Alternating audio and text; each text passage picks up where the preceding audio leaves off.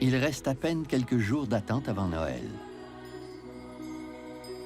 Les résidents d'une petite ville d'Écosse s'affairent à terminer leurs préparatifs.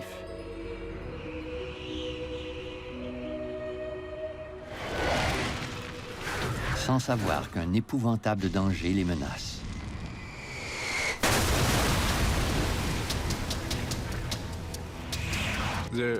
La rue flambait, les pelouses flambaient et les maisons flambaient. Je n'avais jamais rien vu de tel. Un terrible écrasement d'avions ébranle un village et attire l'attention du monde entier. C'est une des attaques terroristes les plus significatives de l'histoire. Un morceau de débris, gros comme le bout d'un doigt, permettra enfin de dénouer l'enquête.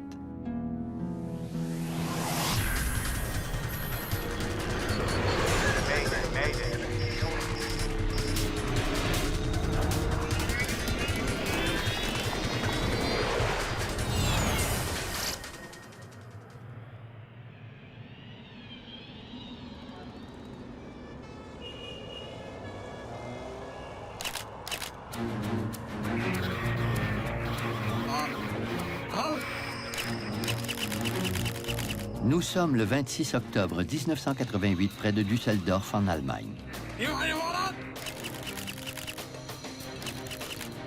Depuis des semaines, les autorités allemandes pistent 2 présumés terroristes dans les rues de l'antique ville de Neuss. Aujourd'hui, les policiers entrent enfin en action.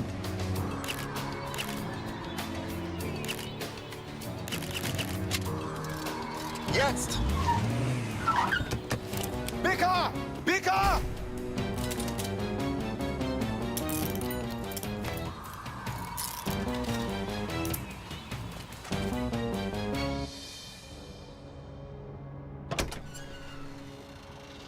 Mais dans le coffre de la voiture des suspects, ils font une découverte étonnante.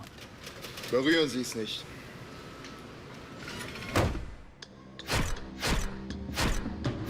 Ils font ensuite une descente dans l'appartement occupé par les 2 hommes et y trouvent une série de passeports vierges et un petit arsenal. Lorsque les policiers examinent la radio saisie dans le coffre, ils découvrent qu'elle a été connectée à des explosifs. Les 2 hommes arrêtés en Allemagne sont associés à une organisation terroriste bien connue, le Front populaire de libération de la Palestine. Hafez Al-Kamouni expédie des armes en Syrie et au Liban. Marwan Krishat est un fabricant de bombes notoires. Il a provoqué l'écrasement d'un Learjet, sinon de plusieurs avions. L'intense activité aérienne de la saison des fêtes débutera dans 2 mois à peine. En mettant ces 2 hommes sous les verrous, la police allemande a sans doute amélioré la sécurité de l'aviation civile.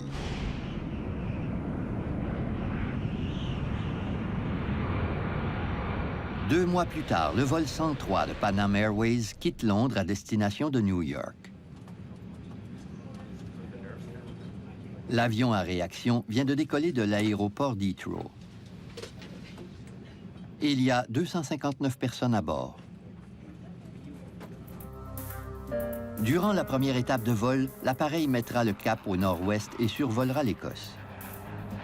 Ce qu'on appelle le départ de Daventry désigne l'un des 6 itinéraires préétablis suivis par les avions à réaction qui décollent de l'aéroport d'Heathrow. L'avion survolera plusieurs petites villes, dont Lockerbie.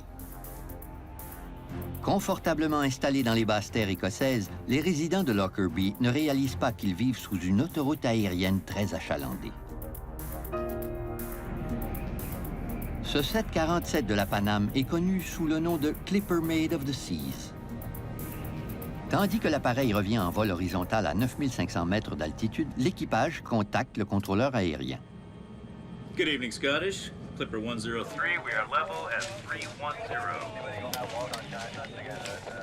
103, you are identified. Le commandant de bord, James McQuarrie, est âgé de 55 ans. Comme la plupart de ses passagers, il retourne à la maison pour la période des fêtes.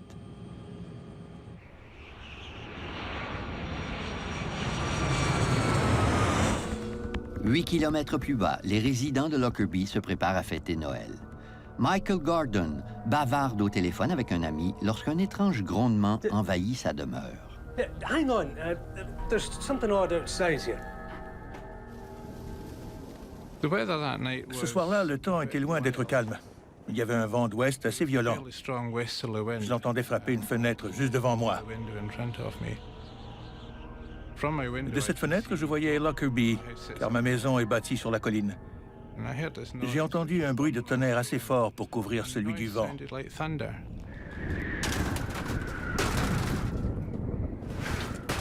However, I saw Ensuite, j'ai vu des choses sombres tomber du ciel, illuminées par les lumières de Lockerbie.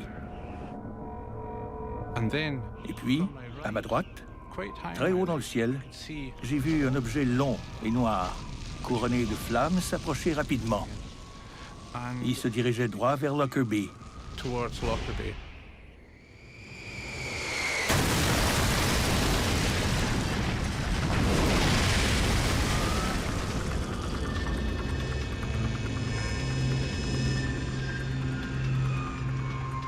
When it hit, Il s'est écrasé dans une épouvantable explosion. and I could hear J'ai même entendu les tuiles de mon toit se soulever. lifting. Hello? Hello? When the explosion Au moment de l'explosion, ma ligne téléphonique a été coupée. stopped functioning,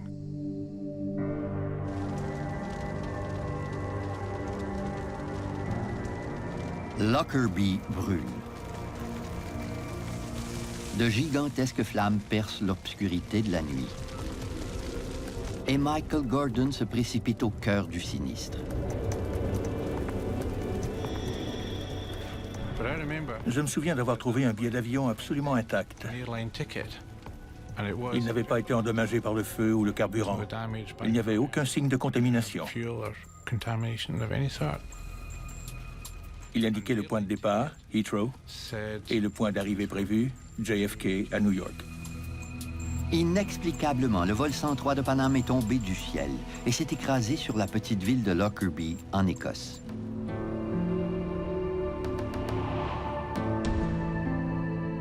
À la lumière du jour, toute l'horreur de l'écrasement du vol 103 de Paname est manifeste. Plusieurs maisons ont carrément disparu. Pulvérisées sous l'impact de l'accident. Un énorme cratère défigure la partie sud de la ville. 1500 tonnes de terre et de roc ont été excavées du sol. 11 résidents de Lockerbie ont péri, en plus des 259 occupants du Boeing 747. As far as I know, I've lost my brother-in-law, my sister-in-law, and their house is there's just a 30-foot crater. In the ruins of their homes, they search for the bodies of the aircraft's passengers. Such a catastrophe, so sudden, so great a shock for a quiet town. It looked like a scene out of hell. This whole road was ablaze. Quelques heures après l'écrasement fatal, les premiers enquêteurs arrivent sur les lieux. Mick Charles est l'enquêteur en chef de l'AAIB, le service britannique d'enquête sur les accidents aériens. On s'est tout de suite rendu au site du cratère, qui empestait encore le carburant. Il y avait des débris d'avions partout et une certaine quantité de restes humains. Mick Charles oriente rapidement son équipe vers la recherche d'indices. L'énervement était palpable. Il y avait énormément de gens et une certaine sensation de chaos. You'll be organized into groups, headed by an AAIB inspector. Does anyone have any questions? The sooner we start, the better. Plus de 1000 agents de police et 600 membres des forces armées convergent vers Lockerbie. On voulait tous des réponses. Sans savoir ce qui s'était passé, on se doutait bien qu'il s'agissait d'un événement colossal.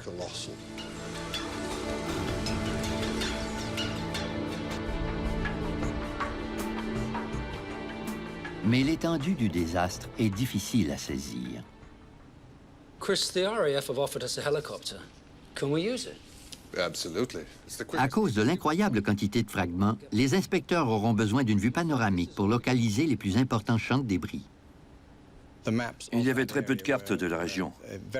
Au début de l'enquête, comme leur nombre était insuffisant, on a utilisé des photos en noir et blanc. Pour faciliter les recherches, les inspecteurs obtiennent les services de Michael Gordon, un policier local. Ils voulaient que j'identifie des points de repère géographiques ainsi que des pièces d'aéronefs. Et ils ne tardent pas à cerner l'ampleur de la tâche. De l'hélicoptère, on voyait que l'écrasement s'était produit à Lockerbie et que les débris formaient un cône. En s'éloignant de la ville, ce cône s'élargissait progressivement. Je voulais d'abord établir un tracé de l'écrasement qui m'aiderait à diriger le travail des inspecteurs au sol. Les inspecteurs sont stupéfaits de découvrir que les débris couvrent une étendue de terrain supérieure à celle de la ville de Londres. 2000 km². Il est clair que le vol 103 de Paname s'est désintégré bien avant de s'écraser au sol. Normalement, les sites d'écrasement couvrent une surface relativement restreinte. À Lockerbie, ce n'était pas le cas. Les inspecteurs avaient rapidement identifié une demi-douzaine de sites distincts. Un 747 est composé de plus de 6 millions de pièces. Dans ces vestiges déchiquetés, les inspecteurs devront découvrir la clé du mystère de son écrasement. Le poste de pilotage prouve que le vol 103 de Paname s'est désintégré en plein vol. Arraché du fuselage, il s'est écrasé à l'est, à 4 km de Lockerbie. J'ai examiné le toit du cockpit. Les fenêtres étaient intactes, mais le nez de l'appareil était fêlé. C'est comme si le cockpit avait été coupé net à l'entrée de la cabine. En entrant par l'ouverture, on voyait le poste de pilotage. À l'intérieur du cockpit, les inspecteurs notent la position des commandes et des manettes. Ils remarquent aussi que le pilote automatique est enclenché et que les masques à oxygène n'ont pas été libérés. C'est la procédure habituelle des enquêtes d'accidents aériens. Mais on n'a rien découvert d'anormal dans le poste de pilotage. Tout concordait avec un vol de croisière sans histoire. Les inspecteurs sauront bientôt pourquoi la ville de Lockerbie a subi de si terribles dommages. La partie la plus substantielle de l'épave s'est écrasée sur Lockerbie. L'aile gauche et l'aile droite, rattachées par une section de fuselage. Les inspecteurs estiment aussi que l'avion transportait 90 000 kilos de carburant au moment de l'écrasement.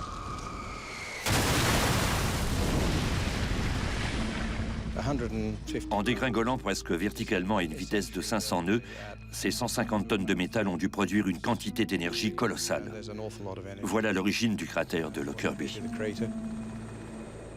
Mais pour découvrir les causes de l'écrasement, les inspecteurs devront continuer leurs recherches.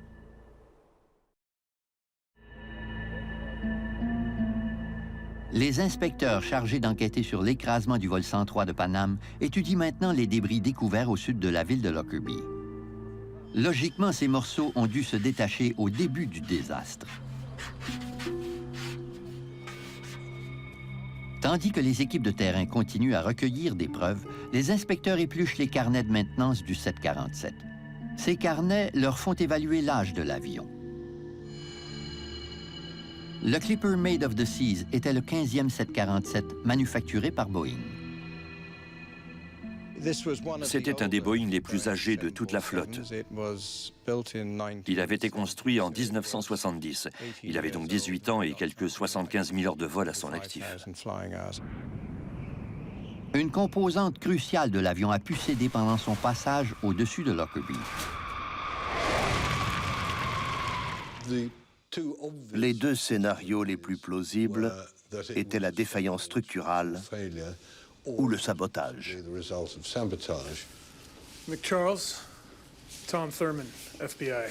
Good to meet you, Tom. I was expecting you. Well, very quickly. Tandis que les inspecteurs cherchent des réponses dans les antécédents de l'avion, la théorie du sabotage est également envisagée. On devait fournir une expertise technique aux enquêteurs écossais à propos des explosifs et du type de dommages attribuables aux explosifs, ainsi que des signes indicatifs de la présence d'une bombe à bord.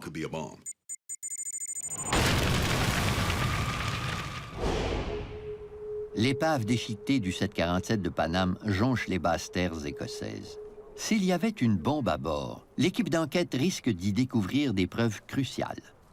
Il nous fallait une excellente logistique pour retrouver tous les débris et les entreposer dans un seul endroit afin de les examiner dans l'espoir d'en tirer une conclusion satisfaisante. On a collecté tous les fragments tombés au sol. On les a étudiés afin de chercher des traces d'explosion sur les morceaux de métal. Mais en dehors de toute preuve tangible de l'existence d'une bombe, on considérait cela comme un accident. On était très conscient de la couverture des médias qui avait soulevé l'hypothèse d'un acte terroriste. Mais la direction de l'enquête dépendrait des preuves découvertes sur le terrain.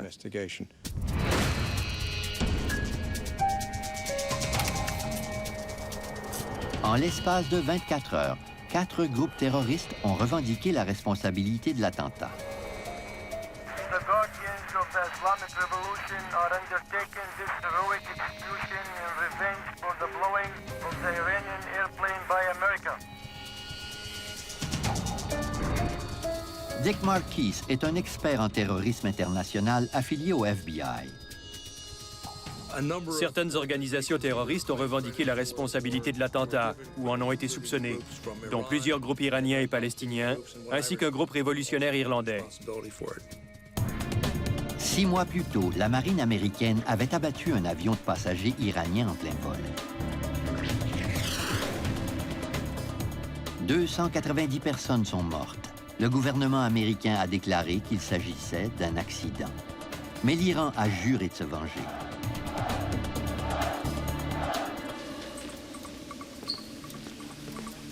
Mais d'autres menaces ont été proférées quelques semaines avant l'écrasement mortel. Un avertissement anonyme adressé à l'ambassade américaine d'Helsinki annonçait qu'une bombe serait placée à bord d'un vol de Paname à son départ de Francfort. Finalement, les autorités écartent la possibilité d'un danger. Mais un avis est quand même affiché dans les ambassades américaines. Plusieurs passagers du 747 de Paname étaient venus de Francfort à bord d'un vol de correspondance. Right. Excellent work, everyone. La veille de Noël, 3 jours après l'écrasement de l'avion, l'équipe d'enquête obtient des résultats significatifs. Everyone clear on what they need to do this evening? Terrific. Tom, can I see you? Absolutely.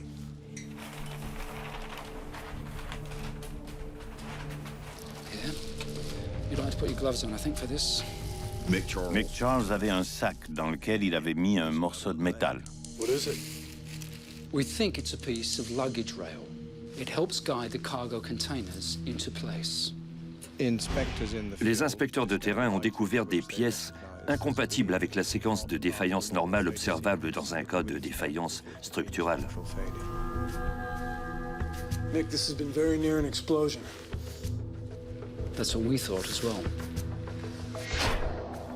Des petites marques constellent le métal, des cratères qui trahissent l'explosion d'une bombe.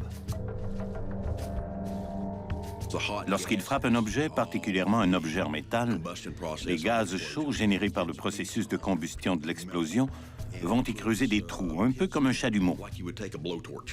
Si vous effleurez une pièce de métal avec un chalumeau, vous verrez qu'il y fera immédiatement un petit trou. À part ceux de Lockerbie, c'est le premier débris qui semble avoir été endommagé par le feu. Where did you find it? I'll take you out in the morning. Les basses terres écossaises deviendront bientôt les plus vastes lieux de crimes de la planète.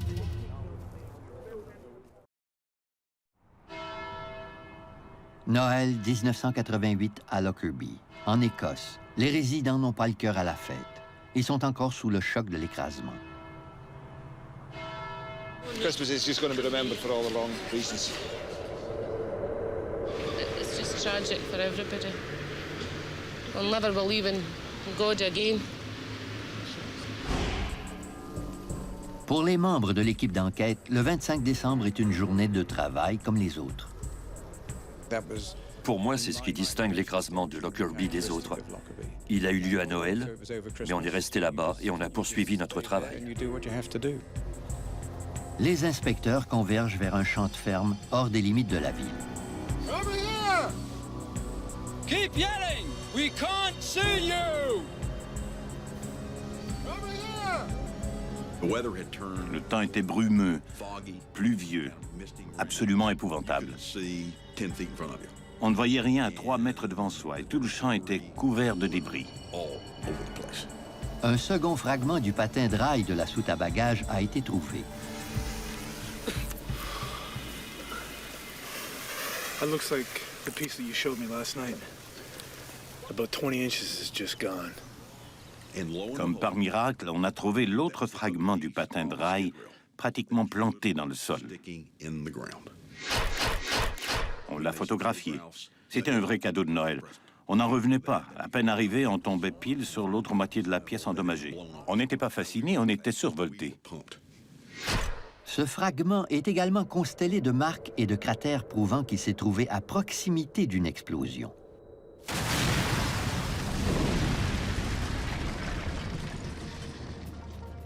Les morceaux d'épave ont été découverts à l'entrée du champ de débris situé au sud de Lockerbie.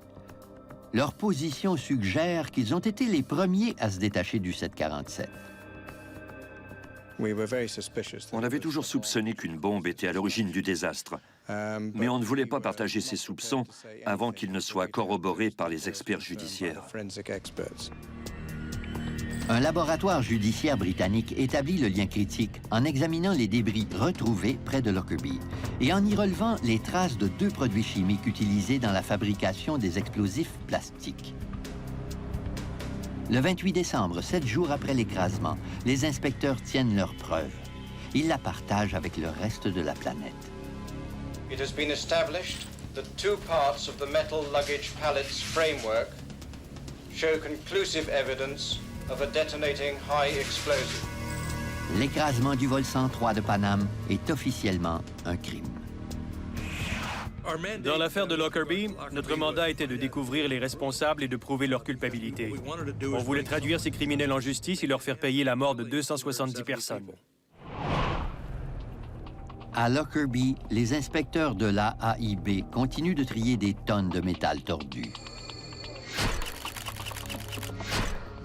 Je suppose qu'on aurait pu s'en tenir là. Mais même si on avait déjà prouvé l'hypothèse de la bombe, on disposait encore d'une tonne de débris intéressants. En les récupérant, on pourrait mieux comprendre la situation. On savait que la bombe était de petite taille, mais on ignorait tout de son processus explosif. Les inspecteurs s'intéressent particulièrement à la coque du 747.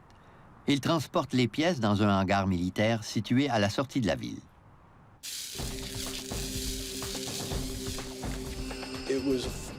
C'était un hangar de plus de 20 000 mètres carrés. Il était assez long pour qu'on étale le fuselage sur le sol, ouvert comme une coquille de palourde, en utilisant l'axe longitudinal inférieur de l'appareil comme ligne médiane. Le fuselage d'un avion est boulonné à une série de cadres forts. Chacun de ces cadres est numéroté en fonction de la distance qu'il sépare de l'avant de l'appareil. Avant d'étendre les débris de façon bidimensionnelle, nous avons mis des lignes et du ruban adhésif sur le sol afin de créer une grille qui reflétait la géométrie de l'avion. L'équipe se met à assembler les débris comme un gigantesque casse-tête. Une bonne partie de la structure d'un avion possède des formes caractéristiques qui nous ont permis de dire « c'est un cadre de porte ». Et un bon nombre de pièces portent des numéros spécifiques qui nous ont aidés à identifier des fragments plus petits, qu'on n'aurait sans doute pas identifiés autrement. Petit à petit, on recouvre d'autres fragments d'avion visiblement endommagés par la détonation de la bombe. Right, the location is 817204. En assemblant des fragments de fuselage à l'avant de l'appareil, les inspecteurs découvrent avec horreur que la bombe a déchiqueté le 747 à cet endroit précis. On s'est rendu compte que les dommages causés à cette section de l'appareil étaient très différents des autres. À cet endroit, le fuselage n'est pas déchiré. Il a éclaté en morceaux. Dans la zone de l'explosion, la structure du fuselage était noircie, couverte de suie. Les fractures étaient soudaines et dentelées, contrairement aux déchirures normales du revêtement.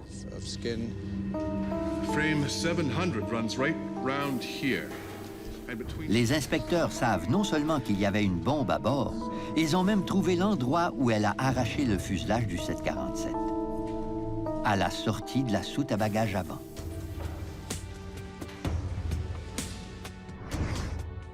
Peter Claydon est chargé de remonter les conteneurs de fret qui se trouvaient juste derrière la zone de fragmentation. Mon objectif ultime était l'identification du conteneur où on avait dissimulé l'engin. L'avion transportait environ 20 conteneurs similaires. C'est comme si je devais reconstituer une vingtaine de casse-têtes éparpillés au hasard. Les inspecteurs se concentrent sur les conteneurs de fret retrouvés dans le champ de débris sud, ceux qui ont été éjectés peu après l'explosion.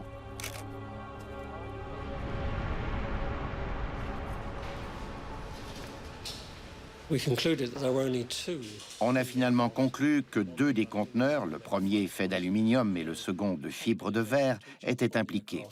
Ils étaient rangés l'un près de l'autre et ils étaient les seuls à porter les traces de la détonation d'une bombe artisanale. Le conteneur métallique AVE 4041 pique surtout leur curiosité, car il était rangé directement derrière le cadre numéro 700, la zone des plus graves dommages.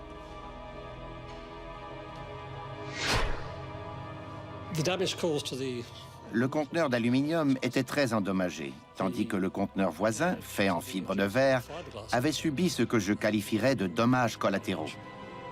Puis, les inspecteurs fabriquent une simple charpente et y fixent les morceaux du conteneur de fret détruit. Ce long travail de reconstitution balaie leur dernier doute. AVE 4041 contenait la bombe qui a provoqué l'écrasement du vol 103.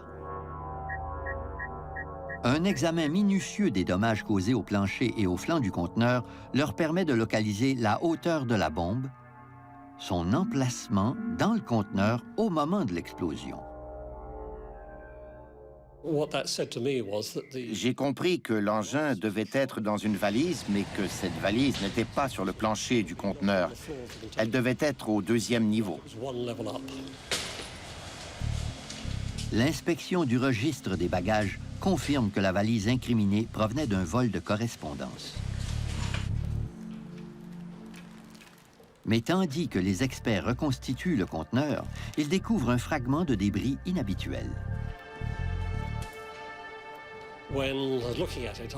En l'examinant, j'ai vu un petit fragment de débris coincé dans un pli. En le dépliant doucement, j'ai fait tomber ce morceau. C'était manifestement le fragment d'une carte de circuit imprimée, un circuit électronique. Can you bring me a camera and an evidence bag, please?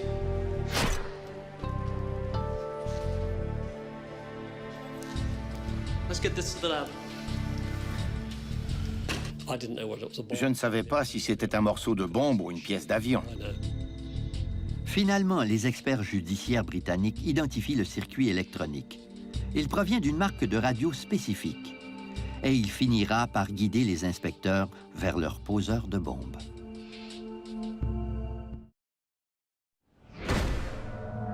La découverte d'un fragment de circuit électronique parmi les débris du vol 103 de Paname est diffusée à Washington. Et Tom Thurman, qui est retourné à son bureau, apprend la nouvelle. Ils étaient parvenus à identifier la radio, une Toshiba SF-16. Ironiquement, le nom inscrit sur un côté de ces radios, un slogan, j'imagine, était « Bomb Beat Radio ». La bombe était cachée dans la radiocassette. Et cette radio ressemblait étrangement à celle que les policiers allemands avaient trouvée dans le coffre des membres du groupe terroriste palestinien, arrêté 2 mois avant l'explosion. Les policiers allemands avaient-ils raté un indice? Ces terroristes étaient-ils responsables de l'écrasement du vol 103 de Paname?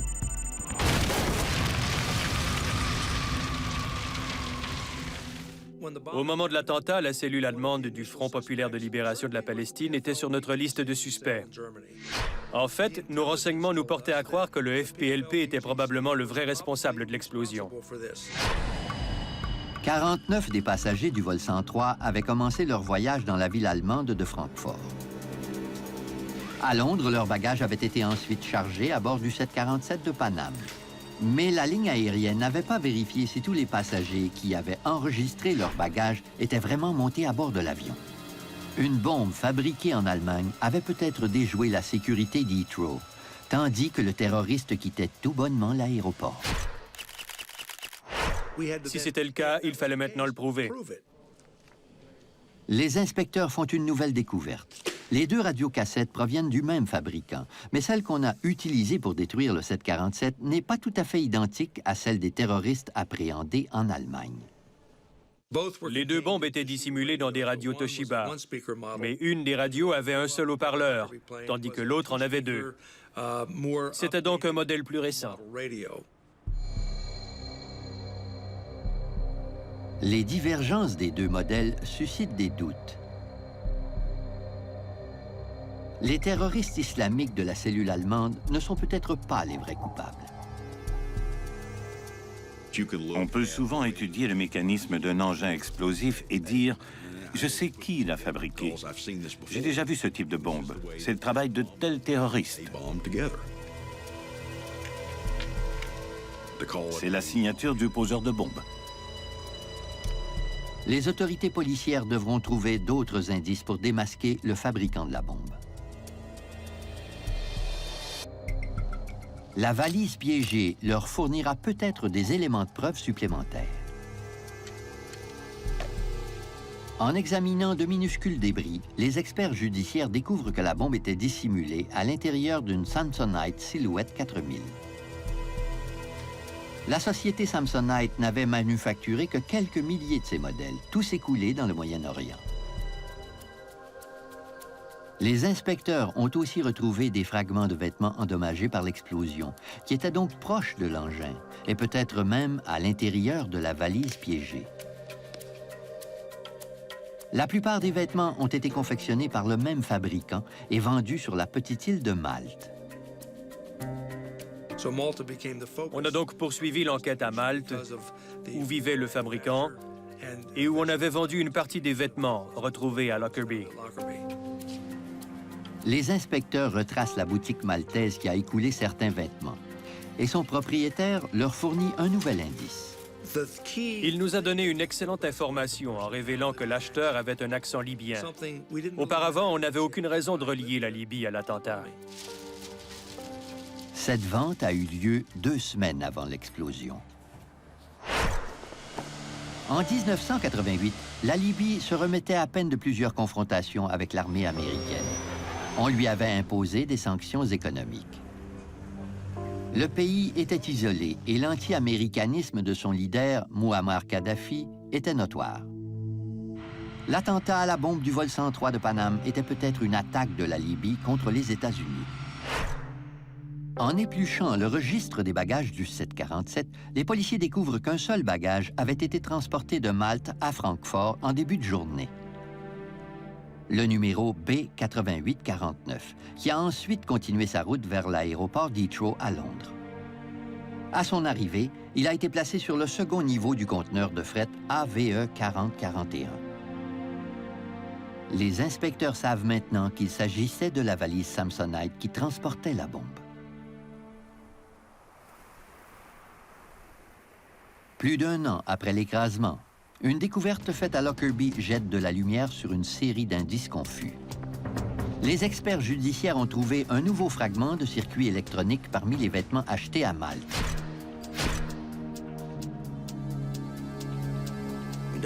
Il ne provenait pas du circuit de la radio SF-16 et il n'était pas plus gros que la moitié d'un ongle.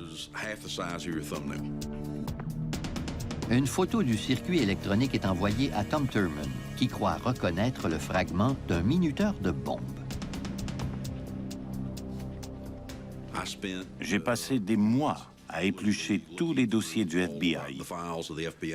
Des dossiers qui concernaient des enquêtes qui dataient de très, très longtemps.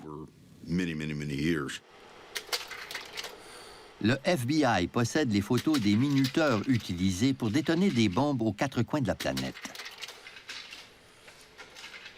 Mais Tom Thurman n'arrive pas à identifier la pièce trouvée parmi les débris de Lockerbie. Next. J'ai fini par être à court de pistes. Je me suis dit qu'il était temps de sortir du laboratoire.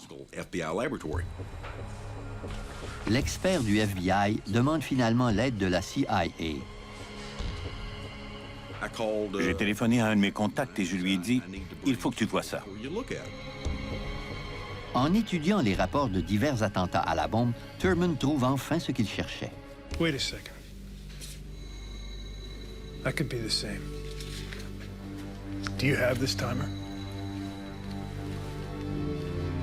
Lorsqu'il examine le minuteur saisi par la CIA, il est stupéfié. En l'espace de quelques minutes, j'ai eu la chair de poule. En ce moment, elle me revient, car je me souviens très clairement du moment où j'ai compris que ce circuit-là était identique à celui de ma photo. This is what we're looking for. Ce minuteur avait été saisi en Afrique par la CIA quelques années auparavant, alors que deux Libyens tentaient de le faire passer au nez de la sûreté aéroportuaire avec plusieurs kilos d'explosifs. Il est identique au minuteur utilisé à bord du vol 103 et il ne risquait pas d'être déclenché par les changements de pression de l'air, contrairement au dispositif barométrique saisi en Allemagne. Celui-là était réglé pour sauter au moment voulu et non pas à l'altitude voulue.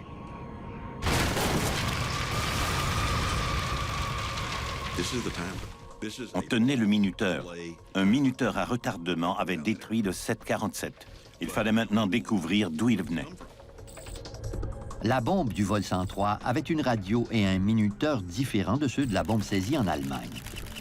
Un suspect inconnu est donc responsable de l'écrasement du vol 103. Tandis que l'enquête criminelle se complique, l'enquête d'accident se dénoue progressivement. Elle migre finalement de l'Écosse à Farnborough, une ville anglaise, siège d'une florissante industrie aéronautique, et de l'AAIB. Plusieurs mois après l'écrasement du vol 103 de Paname, les inspecteurs de l'AAIB amorcent une colossale entreprise. Ils vont reconstruire une section de 20 mètres du fuselage déchiqueté dans l'espoir d'obtenir des informations que leur modèle bidimensionnel ne pouvait pas leur fournir.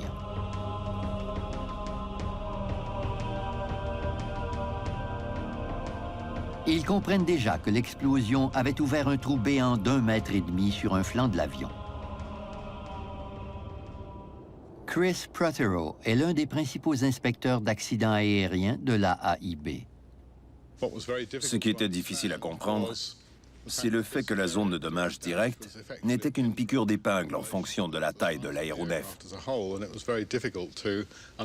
Comment une si petite zone de dommage avait-elle provoqué la destruction complète d'un énorme 747? La bombe qui a provoqué l'écrasement contenait moins d'un demi-kilo d'explosifs. Pourtant, son pouvoir destructeur était immense. Les inspecteurs veulent en savoir davantage sur l'effet des ondes de choc à l'intérieur d'un avion à réaction. Imaginez le plan figé d'une vidéo. Si on peut capter ce plan au moment où l'appareil se déchire, on en apprend beaucoup sur le processus de démembrement. Ils découvrent que l'explosion initiale n'est pas la seule responsable des nombreux dommages. Une vaste section du plafond de l'avion a été poussée vers le haut avec tant de force que les rivets qui la reliaient à sa charpente ont éclaté. Elle n'a pas été déchirée, mais soufflée par une onde de choc. De plus, la reconstruction tridimensionnelle a révélé des endroits, sur la courbe du revêtement et ailleurs, où la forte pression des ondes de choc explosives avait causé des dommages importants à l'intérieur de l'appareil. L'intérieur d'un avion à réaction joue le rôle d'une chambre d'écho en faisant rebondir les ondes de choc d'une bombe. Elle s'amplifie sans cesse jusqu'à ce qu'elle trouve une faiblesse dans le revêtement du fuselage. et qu'elle le fasse violemment sauter. La reconstruction de Farnborough a prouvé l'immense capacité de destruction d'une bombe, si petite soit-elle, et l'importance vitale de la chasse aux poseurs de bombes.